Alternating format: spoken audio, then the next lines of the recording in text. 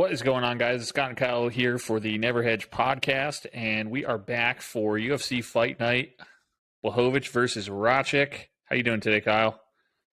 Doing good. Third time's a charm. Third time's a charm. Audio issues have been resolved. Love that. Yep.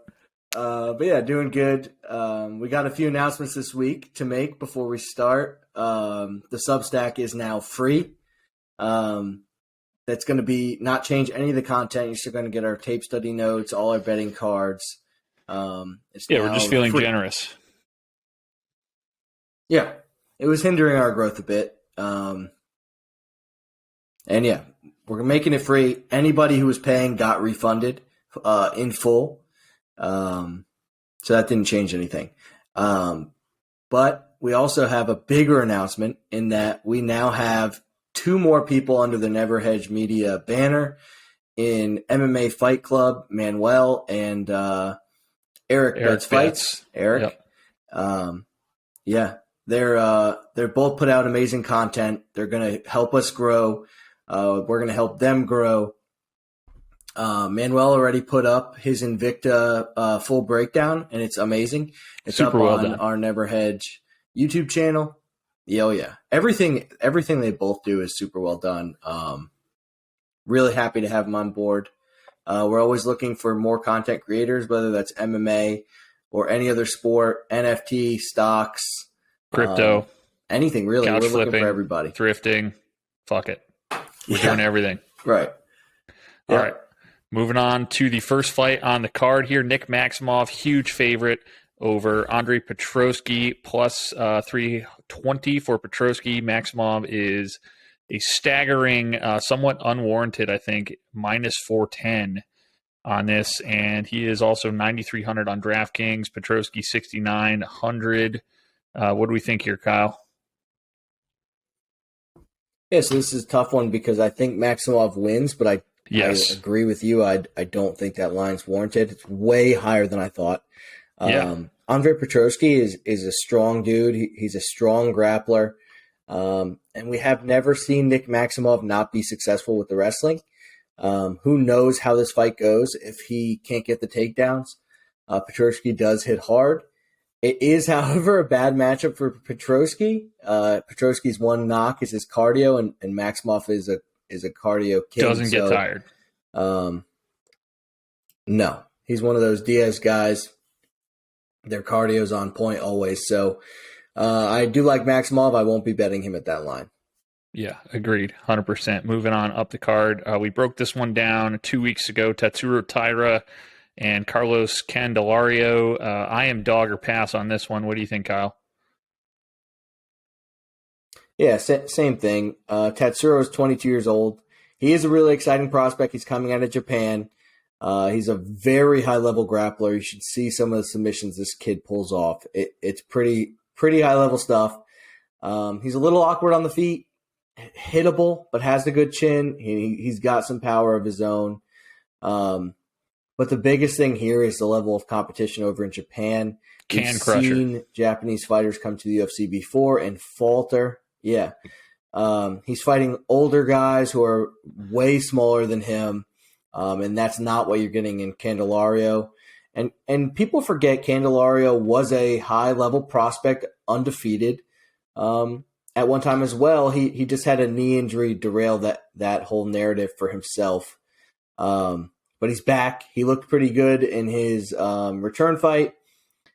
He's got good hands. He's well-rounded, and I think he's going to be one of the bigger guys Taira's ever fought, and I'm willing to take the dog until Taira can prove me wrong. And I hope he does prove me wrong. If he proves me wrong, pulls it off a 6 submission, I mean, maybe we'll bet him going forward. Yeah. But not right now. Yeah, not right now, and not at the minus 240 mark either. Definitely more willing to take a shot on Candelario in this position. But we will certainly see. That'll definitely be a fun one to watch, and we're getting it as only the second fight on this tiny little 11 fight card here. All right, moving on. We got our girl Vina Janjidoba minus 180 going up against Angela Hill at a 13-11. Somehow she's still in the UFC. She is, was she plus 155? DraftKings has this one. Zhanji Doba is 8,500. And oh yes, I already had her in a lineup. That's why I didn't see her. And Angela Hill, 7,700. Yeah, so Vern is our girl. We're a little bit biased. Very biased. And Angela Hill is better than her 13-11 record shows. She's fought some really tough competition in the UFC, but she does keep losing. Yeah. She can get bullied by some of the stronger girls. And Verna is one of the stronger girls. So, and likes to bully people. She told us that in the podcast. So yes, she did. Got to go with Verna here. She's only lost to Mackenzie Dern, Carla Esparza, and Amanda Ribas. So only top level losses for Verna. Going with Verna here. Have to. All right, moving on up the card, we got Michael Johnson coming in here, minus 150 over Alan Patrick, plus 125 on DraftKings. Johnson is 8,400, Patrick 78. What do we think here, Kyle? I don't really have a strong read on this one.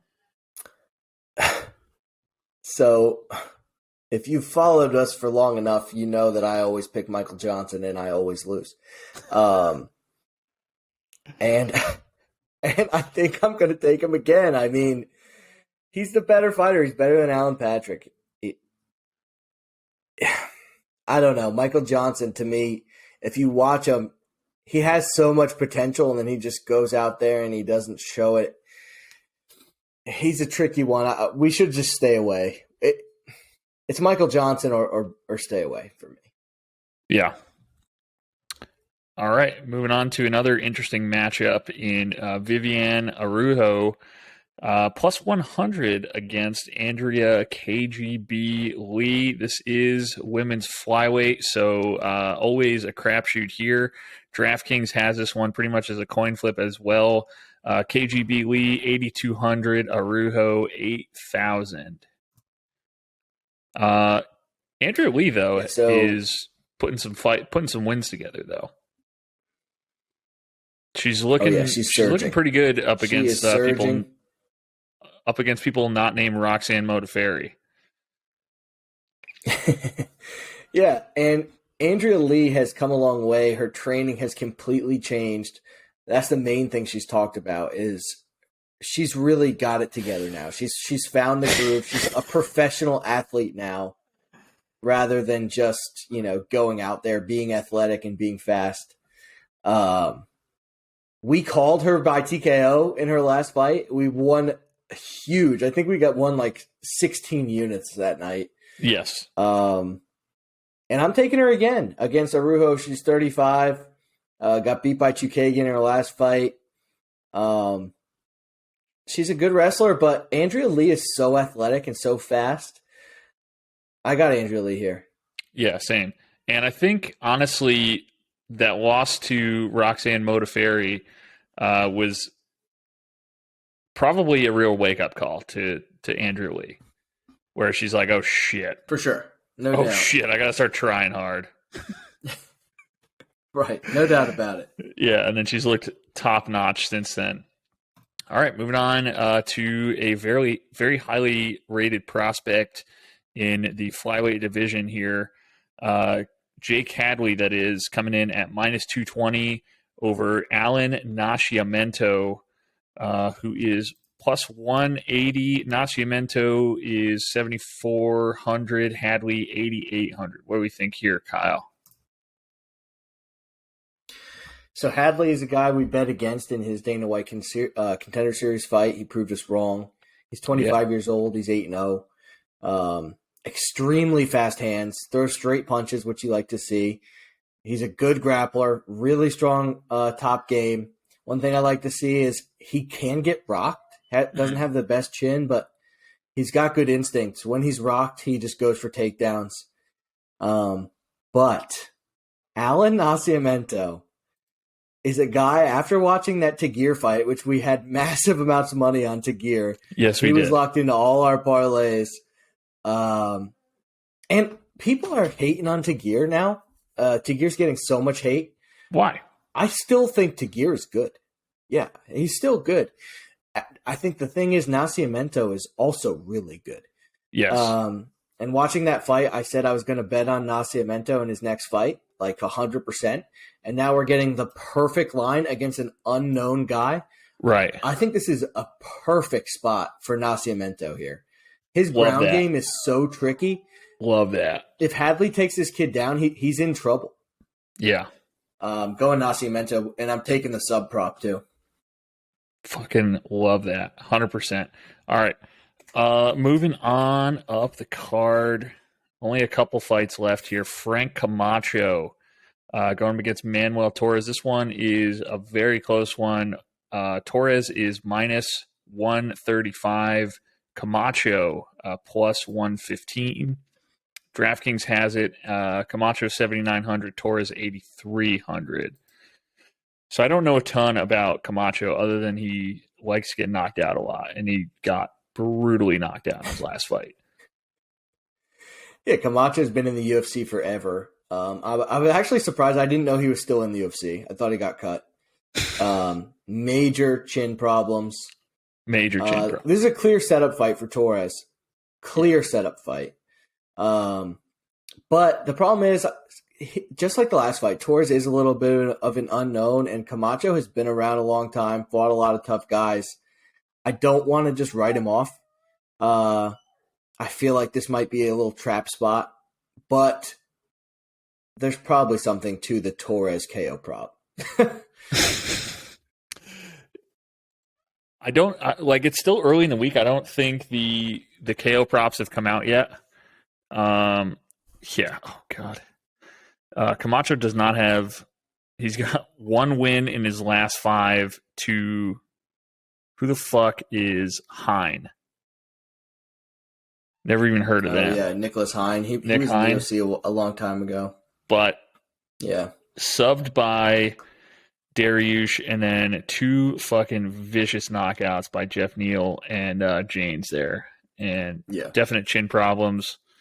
KO prop, definitely one to be looking out for. I would imagine, because the lines have been so fucking tight, that the KO prop is even money. Like I feel like we're probably not going to get plus money on it for Camacho to be getting knocked out. I agree. Plus 110 or below. Yeah. I agree.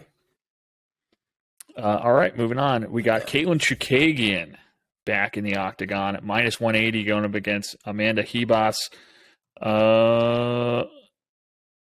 Chukagian is 8,600 on DraftKings. Ribas 7,600. What do you think here, Kyle? I think Chukagian gets it done. Yeah, I think this is actually the easiest fight to break down on the card.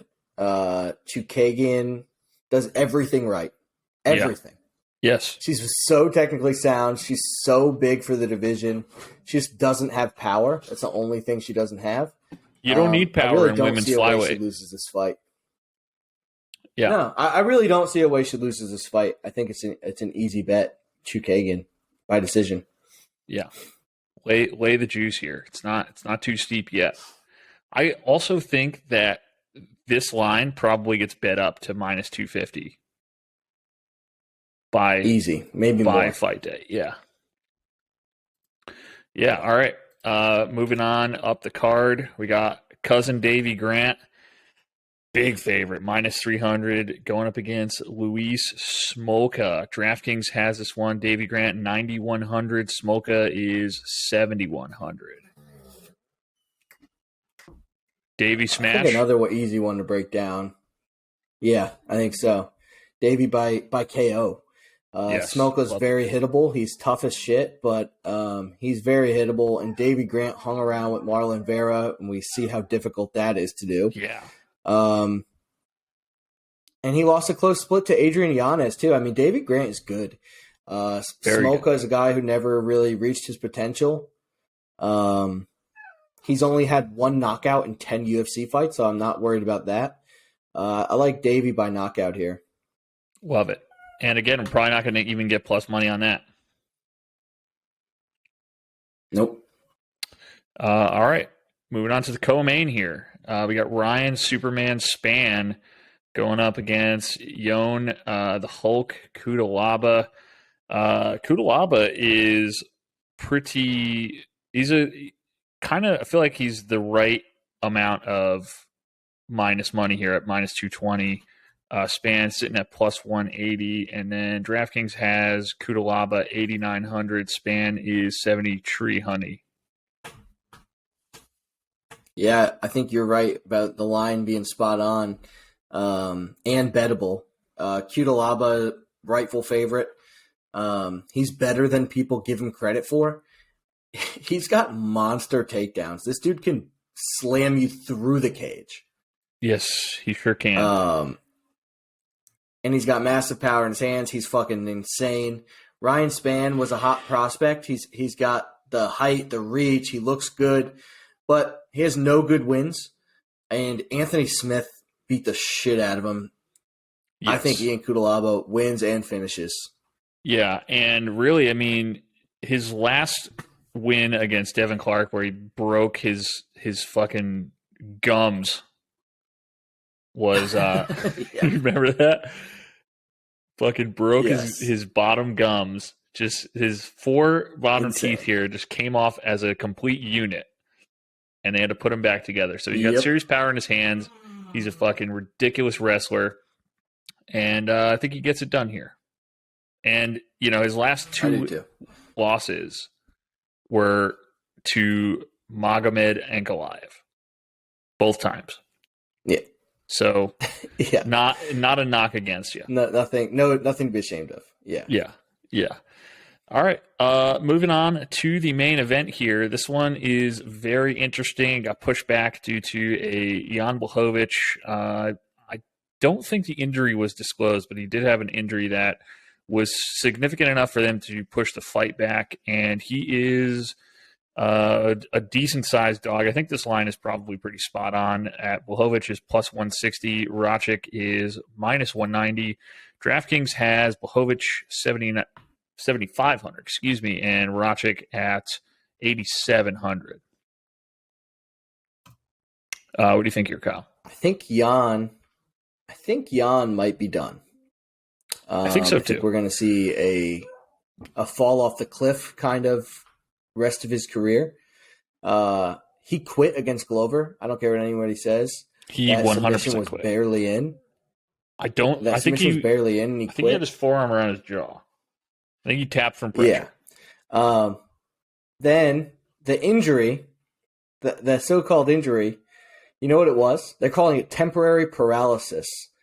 It was a stinger. He had a stinger, and he canceled the fight. I thought he got his booster. I mean, I've had stingers my whole football career. Yeah. They're nothing. No. You know, they come and go. Okay. I did not know that. That is very soft. Yeah, it was a stinger. And he's going to go against Racic, who's a technical beast. His only loss in the UFC is a split to Volkan, which I thought he won. I think pretty much everyone thought he won. And I think Racic wins, and he probably finishes Jan here. I think Jan is done. Yeah. And I think Jan essentially quits after a couple nasty. Racic has some of the most vicious leg kicks in the light heavyweight division. If he starts chopping at his fucking calves, Blachowicz is going to be temporarily paralyzed again. He's going to cancel the. He's going to tap out due to another temporary paralysis. I agree. Maggie agrees as well. Maggie agrees. Were you able to make a DraftKings lineup? I'm making it right now. Same. Yeah. I have one more spot. So I'll tell you who I have, and I'll tell you how much I have left, and you tell me who you think I should take. I got Candelario 7,200, Janjidoba 8,500, Andrea Lee. I got a lot of fucking women in here, more so than I would like looking back. Andrea Lee 8,200, Chukagian 86, and then Yon Kudalaba 89, and I have 8,600 left. Thinking maybe You have Torres for 8,600 left? 8,600. I was thinking maybe Torres at 8,300. Yeah. Yeah. I think Torres. Go for the knockout. Yep. Yeah. That's far too many women in there, but we'll roll with it. So I went with my team. I went Davy Grant, Ratchik, Ian Kudalaba, Nascimento, Candelario, and Andrea Lee. I like that as well. Leaves 500 on the table. Yep. Yeah. All right. I think so it's going to be a good week. Yeah. That's all we got for you for this one. So as always, hop in the Discord, subscribe to the Substack now that it is free. Watch that Invicta breakdown by Manuel. He did seriously a really good job. And subscribe to the channel. We'll see you next week. All right, guys.